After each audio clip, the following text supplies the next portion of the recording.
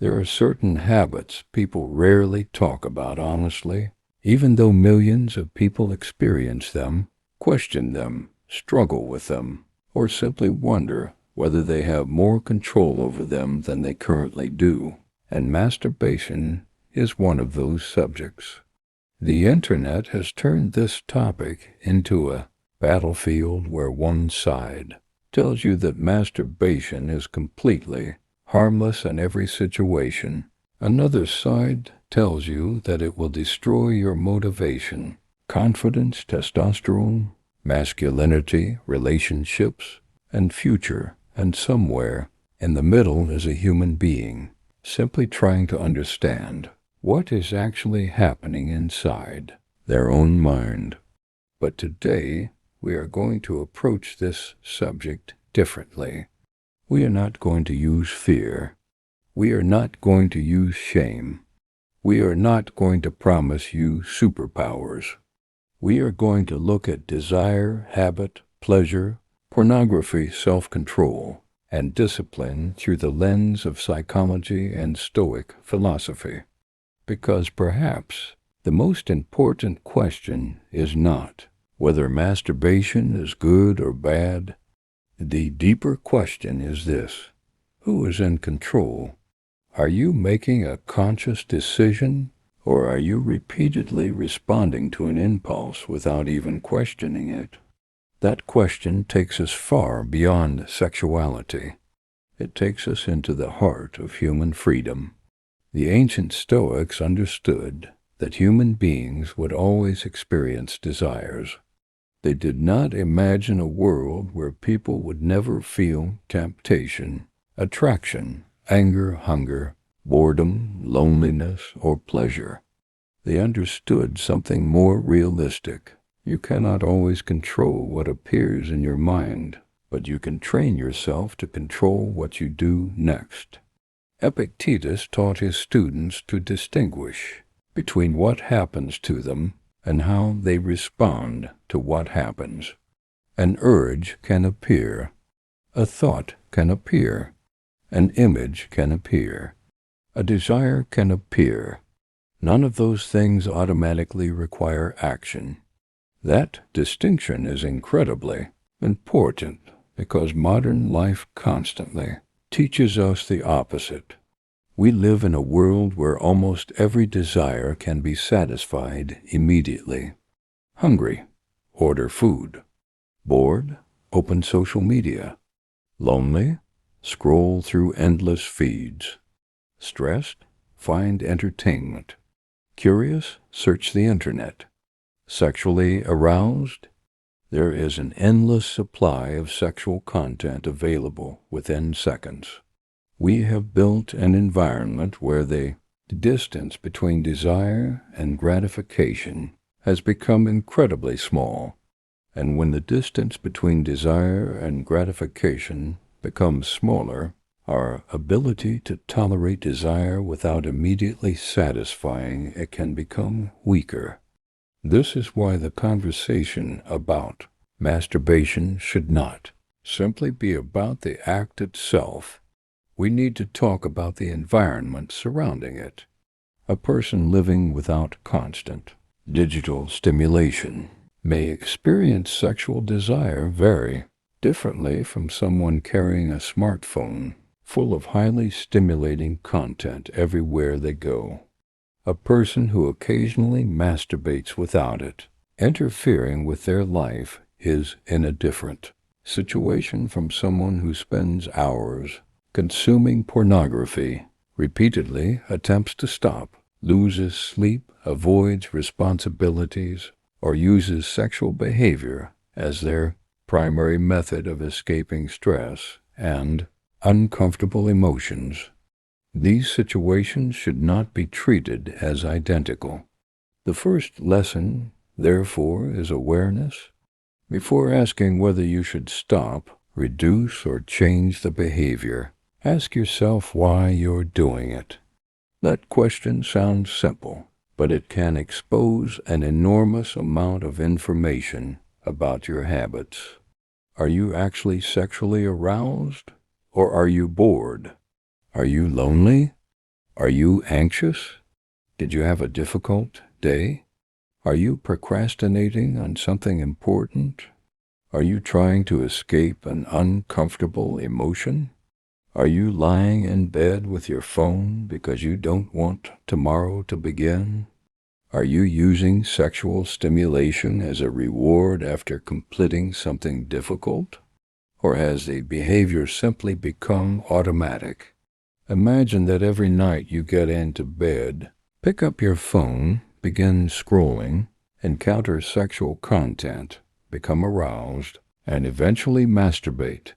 If this happens repeatedly, your brain begins associating that environment with the behavior. The bed, the phone, the darkness, the time of night, the emotional state, all of these can become signals. Eventually, you may not consciously decide to begin the behavior. The environment itself starts initiating the sequence. This is how habits become powerful. The behavior begins with a cue, followed by an urge, followed by an action, followed by a reward. The reward may be pleasure, relaxation, emotional escape, temporary relief from loneliness, or simply a break from boredom. Once the brain learns that a particular behavior produces a predictable reward, it becomes easier to repeat. And that is why simply saying, "I need more willpower," is often not enough. Willpower matters, but environment matters too. If you repeatedly place yourself in the exact circumstances that trigger a behavior, and then demand extraordinary self-control from yourself, you are making discipline unnecessarily difficult. The Stoics understood the importance of preparing the mind before difficulty arrived. They practiced anticipating. Challenges, instead of pretending challenges would never exist. You can apply the same principle here. If you know that certain situations make you more likely to lose control, don't wait until the urge becomes overwhelming before thinking about what to do. Decide beforehand. If late-night phone use triggers you, create a rule that your phone stays away from your bed. If pornography is the main trigger, remove easy access to it.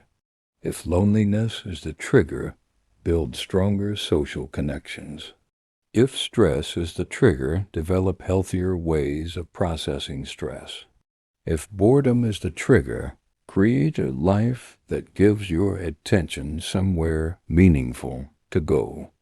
This is not about running away from sexuality. It is about understanding your own patterns. There is also an important distinction between sexual desire and compulsive behavior. Sexual desire itself is not a weakness. Attraction is not weakness. Having sexual thoughts does not mean you lack discipline. Human beings are biological creatures, and sexuality is part of being human. Discipline does not mean eliminating every desire. Discipline means being able to decide what you do with that desire. Think about hunger. Hunger is natural. But if every time you feel hungry you immediately eat whatever is in front of you, regardless of your health goals, then hunger is controlling your behavior. The problem is not hunger. The problem is the absence of choice. The same principle can apply to sexual desire. You can acknowledge the desire without immediately turning it into action. You can notice the urge, breathe, wait, and decide. And this is where the Stoic practice of the pause becomes incredibly powerful. Most people believe self-control happens when you fight an urge with tremendous force. Often it is much simpler than that. You create distance. You allow the urge to exist without immediately obeying it. You might say to yourself, "I am experiencing an urge right now. I don't need to make a decision this second." Then you change your environment. Stand up, leave the room, walk outside, drink some water, exercise, read, work, talk to someone. Give your nervous system time to move through the peak of the urge. You are not trying to prove that you are stronger than biology. You are training yourself to understand that an urge can rise and fall without becoming a command. This is a profound psychological skill, and once you learn it in one area, it can transfer to many others. You can use the same skill with anger. You feel anger, but you don't immediately send the message. You use it with food. You feel hungry, but you don't automatically eat junk food. You use it with social media. You feel bored, but you don't automatically open the app. You use it with shopping. You feel the urge to buy something, but you wait. You use it with arguments. You feel provoked, but you pause before responding. This is why the real subject here is not masturbation. The real subject is impulse control. The question is whether you can experience a desire without becoming its servant. The Stoics believed that a person who is controlled by every external stimulus is not truly free. Imagine someone who cannot tolerate 5 minutes of boredom without checking their phone. Imagine someone who cannot experience loneliness without seeking immediate stimulation. Imagine someone who cannot handle stress without escaping into entertainment. Imagine someone who cannot experience sexual desire without immediately satisfying it. Such a person may have unlimited choices on paper, but internally they are being pushed around by every impulse that appears. Now imagine the opposite person. They feel desire, but they can wait. They feel boredom, but they can sit with it.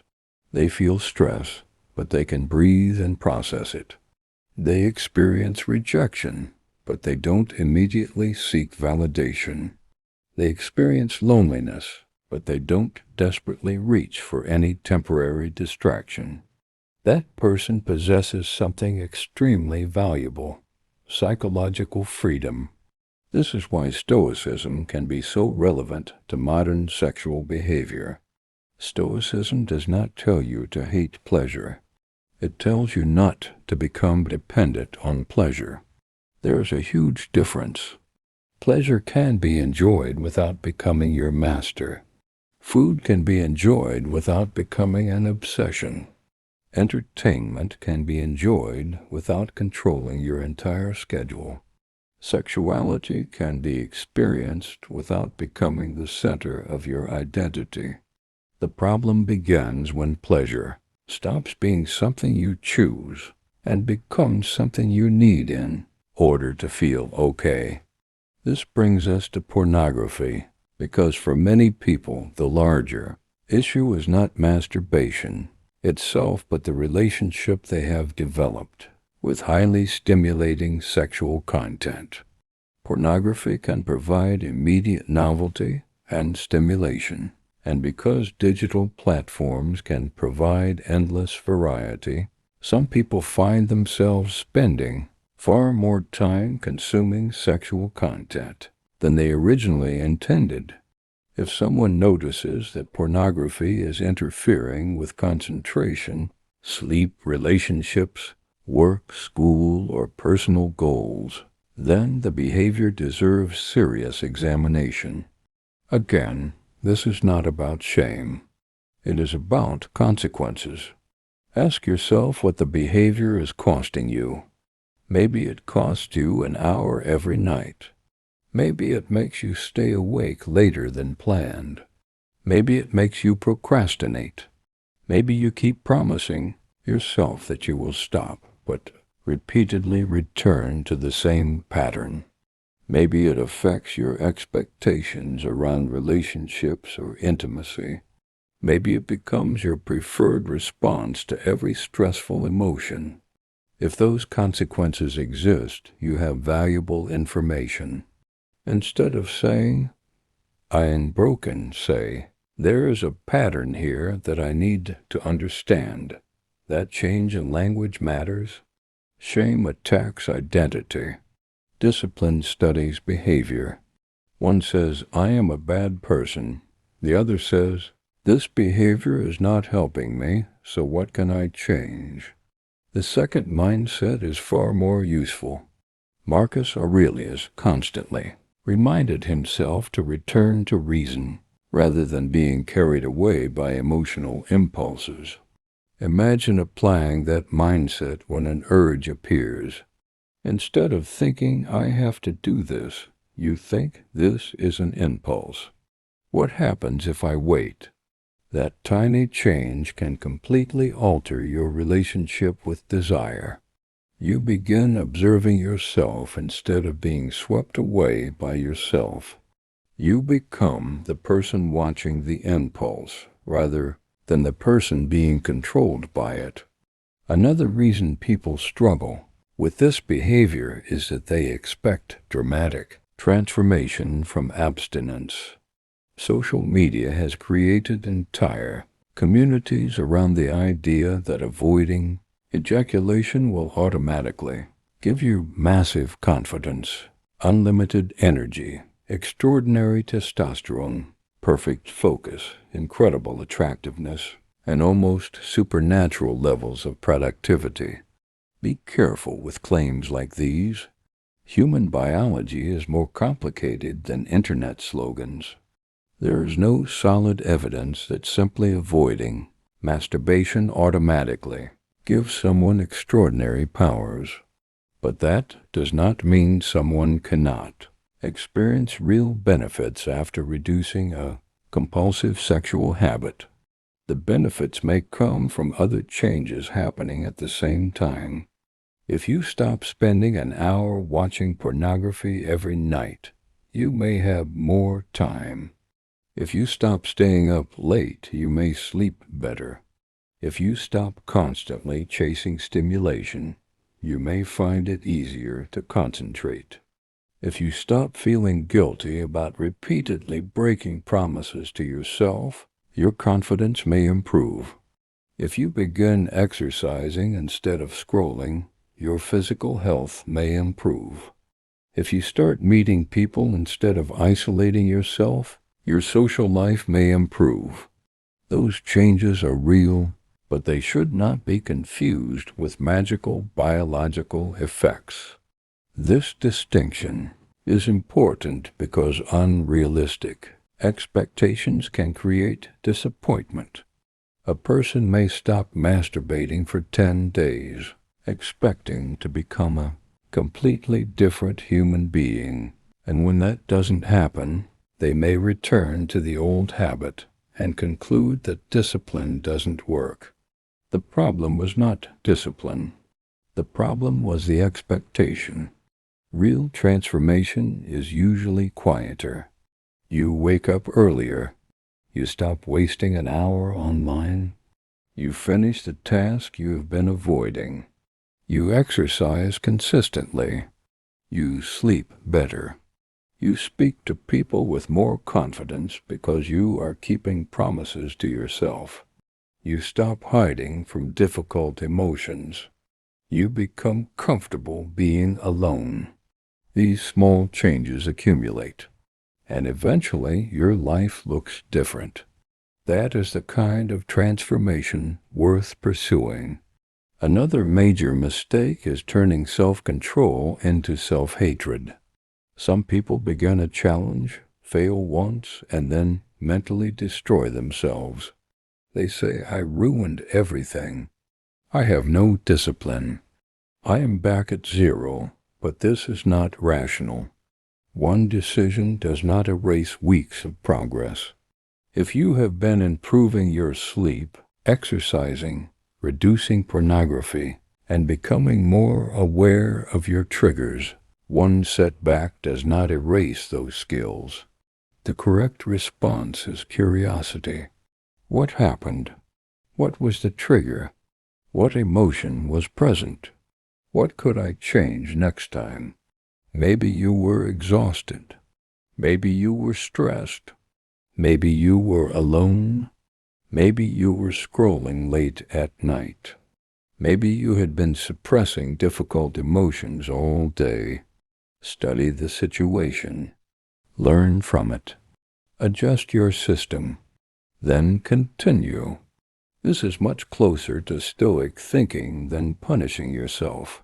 Seneca wrote about examining one's own behavior and learning from mistakes.